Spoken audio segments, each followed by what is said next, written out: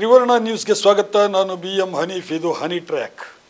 ಸ್ನೇಹಿತರೆ, ಕಾಂಗ್ರೆಸ್ಸಿನಲ್ಲಿ ಇವತ್ತು ಅತ್ಯಂತ ಪ್ರಭಾವಶಾಲಿ ಲೀಡರ್ ಯಾರು ಅಂತ ಕೇಳಿದರೆ ಖಂಡಿತವಾಗಿಯೂ ಮಲ್ಲಿಕಾರ್ಜುನ ಖರ್ಗೆ ಅನ್ನೋ ಹೆಸರೇ ಮುಂಚೂಣಿಯಲ್ಲಿ ಕೇಳಿ ಬರ್ತಾ ಇದೆ. AICC ಅಧ್ಯಕ್ಷರಾದ ಬಳಿಕ ಮಲ್ಲಿಕಾರ್ಜುನ ಖರ್ಗೆ ಅವರಿಗೆ ಒಂದು ಆಲ್ ಇಂಡಿಯಾ ಖದರ್ ಬಂದುಬಿಟ್ಟಿದೆ. ಪಕ್ಷಕ್ಕೂ ಅದರಿಂದ ಸಾಕಷ್ಟು ಶಕ್ತಿ ಬಂದಿದೆ. ಖುದ್ದು ರಾಹುಲ್ ಗಾಂಧಿ ಈಗ ಪ್ರತಿಯೊಂದಕ್ಕೂ ಖರ್ಗೆ ಅವರ ಕಡೆಗೆ ಕೈ ತೋರಿಸ್ತಾ ಇದ್ದಾರೆ. ಮುಖ್ಯಮಂತ್ರಿ ಸಿದ್ದರಾಮಯ್ಯ ಕಳೆದ ವಾರ ದೆಹಲಿಗೆ ಹೋಗಿದ್ರು, ರಾಹುಲ್ ಗಾಂಧಿ ಅವರನ್ನ ಭೇಟಿಯಾದರು. ಸಚಿವ ಸಂಪುಟ ಪುನರ್ರಚನೆಗೆ ಅನುಮತಿ ಕೊಡಬೇಕು ಅಂತ ಕೇಳಿದ್ರು. ರಾಹುಲ್ ಗಾಂಧಿ ಖರ್ಗೆ ಅವರ ಕಡೆಗೆ ಕೈ ತೋರಿಸಿದ್ರು, ಖರ್ಗೆ ಜೊತೆಗೆ ಮಾತಾಡಿ ಅಂತ ಹೇಳಿದ್ರು. ರಾಹುಲ್ ಗಾಂಧಿ ಹೇಳಿದಂತೆಯೇ ಸಿದ್ದರಾಮಯ್ಯ ಖರ್ಗೆ ಅವರ ಜೊತೆಗೆ ಸುಮಾರು 1 ಗಂಟೆಗಳ ಕಾಲ ಮಾತಾಡಿದ್ದಾರೆ. ಸಚಿವ ಸಂಪುಟ ಪುನರ್ರಚನೆಯ ಕುರಿತು ಚರ್ಚೆ ನಡೆಯಿತು ಅಂತ ಮಾಧ್ಯಮಗಳ ವರದಿಗಳು ಹೇಳ್ತಾ ಇವೆ. ಚರ್ಚೆ ಯಾವುದರ ಬಗ್ಗೆ ನಡೆದಿರಲಿ, ಖರ್ಗೆ ಅವರಿಗೆ ಪಕ್ಷದಲ್ಲಿ ಇರೋ ಪ್ರಾಮುಖ್ಯತೆಯನ್ನು ಇದು ತೋರಿಸ್ತಾ ಇದೆ. ಕರ್ನಾಟಕದ ರಾಜಕೀಯ ಸಂಧಿಕಾಲದಲ್ಲಿ ಇರೋ ಈ ಹೊತ್ತಲ್ಲಿ ಹೈಕಮಾಂಡ್ ಖರ್ಗೆ ಅಭಿಪ್ರಾಯಕ್ಕೆ ಆದ್ಯತೆ ಕೊಡ್ತಾ ಇದೆ ಅನ್ನೋದು ಸ್ಪಷ್ಟವಾಗಿ ಗೊತ್ತಾಗ್ತಾ ಇದೆ. ಖರ್ಗೆ ಅವರು AICC ಅಧ್ಯಕ್ಷರಾದದ್ದು 2022ರ ಅಕ್ಟೋಬರ್ನಲ್ಲಿ. ಅದು ತಮ್ಮ 80ರ ಇಳಿವಯಸ್ಸಿನಲ್ಲಿ. ಗಾಂಧಿ ಕುಟುಂಬದಿಂದ ಹೊರತಾದ ನಾಯಕರೊಬ್ಬರು ಅವತ್ತು AICC ಅಧ್ಯಕ್ಷತೆಯನ್ನು ವಹಿಸಿದ್ರು. ರಾಜಕೀಯ ವೀಕ್ಷಕರು ಇದನ್ನ ಅನುಮಾನ ಮತ್ತು ಕುತೂಹಲದಿಂದಲೇ ನೋಡಿದ್ದಾರೆ. ಈ ಅನುಮಾನಕ್ಕೆ 2 ಮುಖ್ಯ ಕಾರಣಗಳಿದ್ದವು. ಒಂದು, ಖರ್ಗೆ ಅವರು ಪರಿಶಿಷ್ಟ ಜಾತಿಗೆ ಸೇರಿದವರು ಅನ್ನೋದು. ಇನ್ನೊಂದು, ದಕ್ಷಿಣ ಭಾರತದಿಂದ ಅವರು ಈ ಹುದ್ದೆಗೆ ಏರಿದ್ದಾರೆ ಅನ್ನೋದು. ಹಿಂದಿ ಬೆಲ್ಟ್ನಲ್ಲಿ ಇವರಿಂದ ಪಕ್ಷಕ್ಕೆ ಏನ್ ಲಾಭ ಆದೀತು ಅಂತಾಗ ಕರ್ನಾಟಕದ ಹೊರಗಿನ ಹಲವು ಕಾಂಗ್ರೆಸ್ ನಾಯಕರು ಸಂಶಯದ ನೋಟ ಬೀರಿದ್ದುಂಟು. ಆದರೆ ಈಗ ಹಿಂತಿರುಗಿ ನೋಡಿದರೆ AICC ಅಧ್ಯಕ್ಷರಾಗಿ ಖರ್ಗೆ ಅವರ ಸಾಧನೆಯ ಹಲವು ನೋಟಗಳು ನಮಗೆ ಕಾಣಸಿಗ್ತಾ ಇವೆ. 3 ವರ್ಷಗಳ ಅವಧಿಯಲ್ಲಿ ಅವರು ಪಕ್ಷದಲ್ಲಿ ಮೂಡಿಸಿದ ಹೆಜ್ಜೆ ಗುರುತುಗಳು ಡಾಳಾಗಿ ಗೋಚರಿಸ್ತಾ ಇದೆ. ಖರ್ಗೆ ಅವರು ಆಗ ಅಧ್ಯಕ್ಷ ಹುದ್ದೆಗೆ ಅವಿರೋಧ ಆಯ್ಕೆಯೇನೂ ಆಗಿರಲಿಲ್ಲ. ಅವರ ವಿರುದ್ಧ ಶಶಿ ತರೂರ್ ಅವರು ಸ್ಪರ್ಧಿಸಿದ್ದಾರೆ. ತರೂರ್ ಅವರಿಗೆ 1072 ಮತಗಳು ಬಿದ್ದರೆ ಖರ್ಗೆ ಅವರಿಗೆ 9385 ಮತಗಳು ಬಿದ್ದವು. ಅದನ್ನು ಗಳಿಸಿ ಅವರು ಗೆದ್ದಿದ್ದಾರೆ. 2021ರಿಂದಲೂ ಖರ್ಗೆ ರಾಜ್ಯಸಭೆ ಸದಸ್ಯರಾಗಿದ್ದಾರೆ. AICC ಅಧ್ಯಕ್ಷರಾದ ಬಳಿಕ ರಾಜ್ಯಸಭೆಯಲ್ಲಿ ಸರ್ಕಾರದ ವಿರುದ್ಧ ಅವರ ವಾಗ್ದಾಳಿಗೆ ಹೆಚ್ಚು ಮನಸ್ಸು ಬಂದದ್ದಂತೂ ಸುಳ್ಳಲ್ಲ. ಯಾವುದೇ ರಾಜಕೀಯ ಪಕ್ಷಕ್ಕೆ ಚುನಾವಣೆಗಳು ಬಹುಮುಖ್ಯ. ನಾಯಕನೊಬ್ಬನ ಸಾಧನೆ ಗೊತ್ತಾಗೋದು ಕೂಡ ಚುನಾವಣೆಯ ಫಲಿತಾಂಶದಲ್ಲಿ. ಈ ಸಲ ಬಿಹಾರ ಚುನಾವಣೆಯಲ್ಲಿ ಖರ್ಗೆ ಅವರು ಅಷ್ಟಾಗಿ ಕಾಣಿಸಲಿಲ್ಲ. ಅನಾರೋಗ್ಯ ಅವರನ್ನು ತಡೆದು ನಿಲ್ಲಿಸಿದೆ ಅನ್ನೋದು ಪಕ್ಷದ ಮೂಲಗಳ ಸುದ್ದಿ.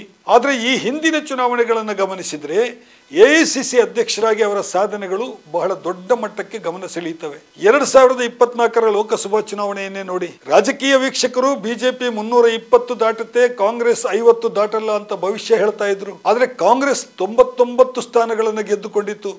BJPಯನ್ನು 240ಕ್ಕೆ ತಡೆ ಹಿಡಿತು. 2019ರಲ್ಲಿ ಕಾಂಗ್ರೆಸ್ ಬರೇ 51 ಸೀಟ್ಗಳಲ್ಲಿ ಇದ್ದದ್ದು 2024ರಲ್ಲಿ 99 ತಲುಪಿತು. BJP 303 ಸೀಟ್ಗಳನ್ನು 2019ರಲ್ಲಿ ಹೊಂದಿದ್ದು 2024ರಲ್ಲಿ 240ಕ್ಕೆ ಕುಸಿತು. ಇದು ಖರ್ಗೆ ಅಧ್ಯಕ್ಷತೆಯಲ್ಲಿ ಪಕ್ಷ ಕಂಡಂತಹ ಮೊದಲ ರಾಷ್ಟ್ರೀಯ ಚೇತರಿಕೆ ಅಂತ ಹೇಳಬಹುದು. ಅದಕ್ಕೂ ಮುನ್ನ 2023ರಲ್ಲಿ ಕರ್ನಾಟಕದಲ್ಲಿ ಕಾಂಗ್ರೆಸ್ ಜಯಬೇರಿ ಬಾರಿಸಿತ್ತು. 2022ರಲ್ಲಿ ಹಿಮಾಚಲ ಪ್ರದೇಶ ಮತ್ತು 2023ರಲ್ಲಿ ತೆಲಂಗಾಣದಲ್ಲಿಯೂ ಕೂಡ ಕಾಂಗ್ರೆಸ್ ಅಧಿಕಾರಕ್ಕೆ ಏರಿತ್ತು. ರಾಹುಲ್ ಗಾಂಧಿಯ ಭಾರತ್ ಜೋಡೋ ಯಾತ್ರಾ, 2024ರ ಪಕ್ಷದ ರಾಯಪುರ ಅಧಿವೇಶನ, BJP ಐಡಿಯಾಲಜಿಯ ವಿರುದ್ಧ ಪಕ್ಷದ ವೇದಿಕೆಗಳಲ್ಲಿ ಅಗ್ರೆಸಿವ್ ವಾಗ್ದಾಳಿ, ರಾಜ್ಯಸಭೆಯಲ್ಲಿ ಪ್ರತಿಪಕ್ಷಗಳ ಹೋರಾಟಕ್ಕೆ ಸಮರ್ಥ ನಾಯಕತ್ವ, ಹೀಗೆ ಖರ್ಗೆಯ ಸಾಧನೆಯ ಪಟ್ಟಿಗಳನ್ನು ನಾವು ಮಾಡಬಹುದು. ರಾಜಸ್ಥಾನ ಮತ್ತು ಛತ್ತೀಸ್ಗಢಗಳಲ್ಲಿ ಪಕ್ಷದ ಆಂತರಿಕ ಭಿನ್ನಮತ ಮುಗಿಲು ಮುಟ್ಟಿತ್ತು. ಅದರ ಪರಿಹಾರಕ್ಕೂ ಕೂಡ ಖರ್ಗೆ ಮಹತ್ವದ ಕೊಡುಗೆಯನ್ನು ನೀಡಿದ್ದಾರೆ. ದಕ್ಷಿಣದ ನಾಯಕನೊಬ್ಬ ಹಿಂದಿ ಬೆಲ್ಟ್ನಲ್ಲಿ ಸಾರ್ವಜನಿಕ ಸಭೆಗಳಲ್ಲಿ ಮಿಂಚೋದು ಬಹಳ ಕಷ್ಟ. ಆದರೆ ಖರ್ಗೆ ತಮ್ಮ ಹೈದರಾಬಾದ್ ಕರ್ನಾಟಕದ ಉರ್ದು ಭಾಷೆಯ ಹಿಡಿತದಿಂದಾಗಿ ಆ ವಿಷಯದಲ್ಲೂ ಕೂಡ ಯಶಸ್ಸನ್ನು ಕಂಡಿದ್ದಾರೆ. ಕಾಂಗ್ರೆಸ್ಸಿನ ದಕ್ಷಿಣ ಭಾರತದ ಹಲವು ನಾಯಕರು ಈ ಹಿಂದೆ ಅಸ್ಗಲಿತ ಹಿಂದಿ ಗೊತ್ತಿಲ್ಲದೆ ಅಖಿಲ ಭಾರತ ಮಟ್ಟದಲ್ಲಿ ಮಿಂಚಲು ಆಗಿಲ್ಲ ಅನ್ನೋ ವಾಸ್ತವವೂ ಕೂಡ ನಮ್ಮ ಕಣ್ಣ ಮುಂದಿದೆ. ಇದರ ಹೊರತಾಗಿಯೂ ಖರ್ಗೆ ಅವರ ಗಾಂಧಿ ಕುಟುಂಬದ ನಿಷ್ಠೆಯನ್ನು ಲೇವಡಿ ಮಾಡುವವರು ಈಗಲೂ ಇದ್ದಾರೆ. ಖರ್ಗೆ ಅವರು ಗಾಂಧಿ ಕುಟುಂಬದ ಕೈಗೊಂಬೆ ಅಂತ ಹೇಳುವವರಿದ್ದಾರೆ. ನಾಯಕ ನಿಷ್ಠೆ ಯಾವ ಪಕ್ಷದಲ್ಲಿ ಇಲ್ಲ ಹೇಳಿ? BJPಯಲ್ಲಿ ನರೇಂದ್ರ ಮೋದಿ ಮತ್ತು ಅಮಿತ್ ಶಾ ಎದುರು ಕುಳಿತು ಮಾತಾಡೋ ಧೈರ್ಯ ಯಾವ ನಾಯಕರಿಗಾದರೂ ಇದೆಯಾ? ಪ್ರಾದೇಶಿಕ ಪಕ್ಷಗಳಲ್ಲೂ ಅದೇ ಸ್ಥಿತಿ ಇದೆ. ಬಹುಶಃ ಆಮ್ ಆದ್ಮಿ ಪಕ್ಷವೊಂದನ್ನು ಬಿಟ್ಟರೆ ಬೇರೆ ಎಲ್ಲ ಪಕ್ಷಗಳು ಕೂಡ ಇದೇ ದಾರಿಯನ್ನು ಅನುಸರಿಸ್ತಾ ಇದೆ. ಈಗ ಕರ್ನಾಟಕದ ವಿಷಯಕ್ಕೆ ಬರೋಣ. ಸಿದ್ದರಾಮಯ್ಯ ಮತ್ತು DKಶಿ ಬಣಗಳ ಮಧ್ಯೆ ಯಾವುದೇ ಬಹಿರಂಗ ತಿಕ್ಕಾಟ ನಡೆಯದಂತೆ ನೋಡಿಕೊಳ್ಳಬೇಕಾದಂತಹ ಅನಿವಾರ್ಯತೆ ಈಗ ಇದೆ.